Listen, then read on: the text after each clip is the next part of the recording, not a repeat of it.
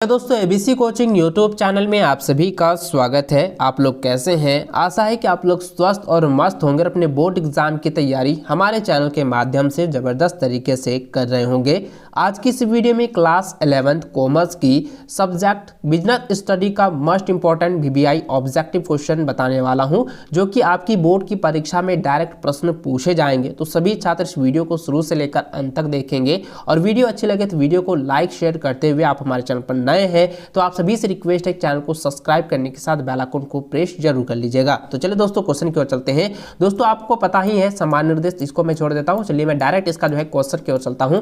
देखिए सबसे पहला सवाल आप यहां पर देख पा रहे हैं, यहां पे लिखा है, दिया है कि निम्नलिखित में से किसमें पूंजी की आवश्यकता नहीं होती। तो दोस्तों आपको पता होगा कि रोजगार में जो है यानी कि एम्प्लॉयमेंट में जो है पूंजी की आवश्यकता नहीं होती है। तो ऑप्शन ए इसका सही आंसर होगा। अगला सवाल है, निम्न में से किसे व्यापार की सहायक क्रिया की श्रेणी में वर्गीकृत नहीं किया जा सकता है। तो इसका आंसर हो जाएगा ऑप्शन नंबर ए खनन यानी कि मीनिंग। चलिए अगला क्वेश्चन की ओर चलें। तो यहाँ पे तीसरा क्वेश्चन दिया गया है कि कच्चे माल को के माल में परिवर्तित करना कैसी उपयोगिता का सृजन है। तो इसका आंसर हो जाएगा रूप उपयोगिता, ऑप्शन नंबर डी। अगला क्वेश्चन है कि एकाकी परिवार में एकाकी व्यापार में जो है, याद रखेंगे यहाँ पे एकाकी व्यापार दिया गया है, एकाकी व्यापार में व्यापारी का दायित्व होता है। तो इसका आंसर हो जाएगा असीमित यानी कि अनलिमिटेड होता है, ऑप्शन नंबर बी सही आंसर होगा। अगला क्वेश्चन है, यहाँ पे दिया गया है कि हिंदू उत्तराधिकार अधिनियम कब पारित हुआ। तो दोस्तों ये सभी तो आप लोगों को ऑलरेडी मालूम होगा कि 1956 ईस्वी में जो है ये पारित हुआ था। याद रखेंगे 1956 ईस्वी, ऑप्शन नंबर ए इसका सही आंसर होगा। अगला सवाल दिया गया है कि एक फर्म में साझेदारों का न्यूनतम संख्या होती है यानी कि कितनी होती है। इसका आंसर यानी कि पार्टनरशिप जो है कितने होती है। तो ऑप्शन नंबर ए हो जाएगा, 2 पार्टनरशिप होते हैं। ठीक है, याद रखेंगे। चलिए अगला सवाल है कि सहकारी संगठन में सदस्यों की न्यूनतम संख्या होती है। तो सहकारी सदस्यों में जो है संगठन में जो है सदस्यों की संख्या 10 होती है, जो कि ऑप्शन नंबर बी इसका सही आंसर होगा। अगला सवाल है कि एक व्यवसाय को प्रारंभ करते समय कौन सा तत्व ध्यान में रखना चाहिए। तो दोस्तों इसमें जो है इसका सभी आंसर हो जाएगा, ऑप्शन नंबर डी आंसर होगा।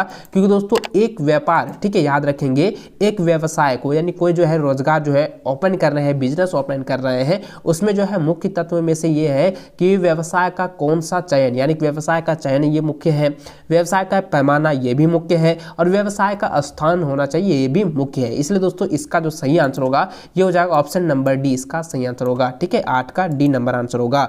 अगला क्वेश्चन 9 नंबर है, दिया है कि एक फर्म को रजिस्ट्रेशन का प्रमाण पत्र कौन जारी करता है, यानी कि किसी भी फर्म का जो है सर्टिफिकेट जो है कौन इशू करता है। तो दोस्तों इसका आंसर जाएगा फर्मों का रजिस्ट्रार। ठीक है, ऑप्शन नंबर सी इसका सही आंसर होगा। अगला क्वेश्चन है कि कंपनी के उद्देश्य किसके द्वारा निर्दिष्ट होते हैं। तो दोस्तों इसका आंसर जाएगा ऑप्शन नंबर बी हो जाएगा, पार्षद सीमिना नियम। ठीक है, ऑप्शन नंबर 20 का सही आंसर होगा। अगला सवाल है 11 नंबर, दिया है निम्न में से कौन विदेशी बहुराष्ट्रीय कंपनी नहीं है। तो इसका आंसर जाएगा महिंद्रा जो है ये विदेशी बहुराष्ट्रीय कंपनी में से एक नहीं है। ठीक है, ऑप्शन नंबर डी इसका सही आंसर होगा। बाकी जितने भी है सभी जो है बहुराष्ट्रीय कंपनियां हैं और सिर्फ महिंद्रा जो है बहुराष्ट्रीय कंपनी नहीं है। इसलिए दोस्तों इसका ऑप्शन जो है डी इसका सही आंसर होगा। अगला सवाल 12 नंबर दिया है, निम्न में से कौन सी व्यावसायिक सेवा नहीं है। तो दोस्तों उत्पादन जो है एक व्यावसायिक संसाधन यानी कि व्यावसायिक नहीं है। ठीक है, व्यावसायिक सेवा नहीं है। चलिए अगला सवाल 13 नंबर दिया है, भारतीय रिजर्व बैंक स्थापित हुआ। तो भारतीय रिजर्व बैंक जो है कब स्थापित हुआ है, 1935 ईस्वी में, ऑप्शन नंबर सी इसका सही आंसर होगा। अगला सवाल 14 नंबर दिया है कि सार्वजनिक उपकरण की स्थापना का मूलभूत उद्देश्य है। तो इसका आंसर हो जाएगा ऑप्शन नंबर बी हो जाएगा, सेवा करना। ठीक है, ये इसको अच्छे से याद रखेंगे, प्रीवियस ईयर में भी ये क्वेश्चन पूछा गया था, ये रिपीटेड क्वेश्चन है, ये काफी VBI क्वेश्चन है। चलिए अगला क्वेश्चन 15 नंबर दिया है कि अग्नि बीमा पॉलिसी वर्ष के लिए ली जाती है, यानी कि अग्नि बीमा पॉलिसी जो है कितने वर्ष के लिए जो है की जाती है। तो इसका आंसर हो जाएगा दोस्तों 1 वर्ष के लिए, जो कि ऑप्शन नंबर ए में दिया हुआ है। ठीक है, चलिए अगला सवाल यहाँ पे 16 नंबर दिया है कि व्यवसाय के लिए सबसे उपयुक्त खाता है। तो देखिए यहाँ पे 4 गो जो ऑप्शन दिया गया है इसमें से जो है ये होगा आंसर आपका ऑप्शन नंबर सी यानी कि चालू खाता। ठीक है, यानी कि व्यवसाय के लिए सबसे उपयुक्त खाता कौन सी होती है, वो होता है चालू खाता यानी कि करंट अकाउंट होना चाहिए। ऑप्शन नंबर सी इसका सही आंसर होगा। अगला सवाल है कि स्थान उपयोगिता प्रदान की जाती है, तो उसको कहते हैं परिवहन। ऑप्शन नंबर ए इसका सही आंसर होगा। स्थान उपयोगिता प्रदान की जाती है किसके लिए? परिवहन के लिए। ठीक है, याद रखेंगे ऑप्शन नंबर ए। अगला सवाल 18 नंबर दिया गया है कि डैश के अनुसार दो या दो से अधिक व्यक्तियों के मध्य तथ्यों, विचारों, संपत्तियों का आदान प्रदान का संदेश वाहन कहते हैं, तो उसको क्या कहते हैं? नमूनन एवं समर कहते हैं। तो ऑप्शन नंबर ए इसका सही आंसर होगा। अगला सवाल है कि ई कॉमर्स ने व्यवसाय का क्षेत्र कर दिया है, तो इसका आंसर हो जाएगा अंतर्राष्ट्रीय। ऑप्शन नंबर सी इसका सही आंसर होगा। अगला सवाल है कि ई कॉमर्स का प्रादुर्भाव होते हैं, तो इसका आंसर होगा प्रादुर्भाव हुआ है, तो इसका आंसर होगा 1970 ईस्वी। ठीक है, ऑप्शन नंबर बी इसका सही आंसर होगा। अगला सवाल 21 नंबर दिया है सामाजिक उत्तरदायित्व है, तो इसका आंसर जाएगा कानूनी उत्तरदायित्व से अधिक विस्तृत। ऑप्शन नंबर बी इसका सही आंसर होगा।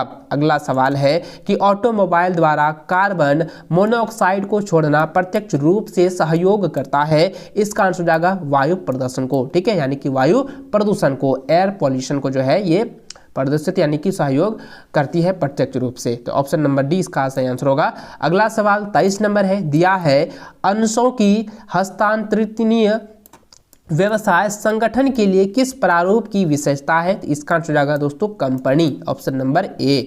अगला क्वेश्चन है 24 नंबर दिया है निम्नलिखित में से कौन सी संयुक्त पूंजी की सीमा नहीं है, तो इसका आंसर जाएगा ऑप्शन नंबर बी कम पूंजी यानी कि लेस कैपिटल। ठीक है, चलिए ऑप्शन नंबर 20 का सही आंसर होगा। अगला सवाल 25 नंबर दिया है कि कंपनी के अंशधारी होते हैं, तो कंपनी के अंशधारी कौन होते हैं? वो होते हैं स्वामी यानी कि ऑनर होते हैं। ठीक है, ऑप्शन नंबर ए इसका सही आंसर होगा। अगला सवाल है कि निम्न में से कौन दीर्घकालीन वित्त का स्रोत नहीं है, तो हुंडियां जो है ये दीर्घकालीन वित्त का स्रोत नहीं है। ऑप्शन नंबर सी इसका सही आंसर होगा। अगला सवाल है कि अंशों का लाभांश देना है, तो इसका आंसर जाएगा एक्सिक। ठीक है, ऑप्शन नंबर बी। अगला सवाल है कि ICICI की स्थापना कब हुई? ये जो क्वेश्चन है ये रिपीटेड है, VBI है, इनको आप लोग अच्छे से जो है रट लेनी है। मैंने जिस तरीके से आपको पहले ही कहा कि इस वीडियो में बताए गए सभी क्वेश्चन को आप कॉपी नोट कर लीजिए, क्योंकि इससे जो है इस वीडियो में बताए गए क्वेश्चन में से कई सारे क्वेश्चन जो है आपकी डायरेक्ट जो है बोर्ड की परीक्षा में पूछे जाएंगे, तो इसको अच्छे से आप लोगों को याद रखना है। तो देखिए ICICI की स्थापना जो हुई थी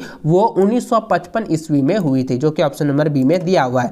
अगला क्वेश्चन है कि GDR निर्गमित किया जाता है, तो इसका आंसर जाएगा डॉलर में। ठीक है, यानी कि ये जो है डॉलर में जो है निर्मित किया जाता है। अगला क्वेश्चन है कि सेवा क्षेत्र में लघु स्तरीय उद्योगों में विनियोग सीमा है, तो इसका आंसर जाएगा 2 करोड़। Option number B.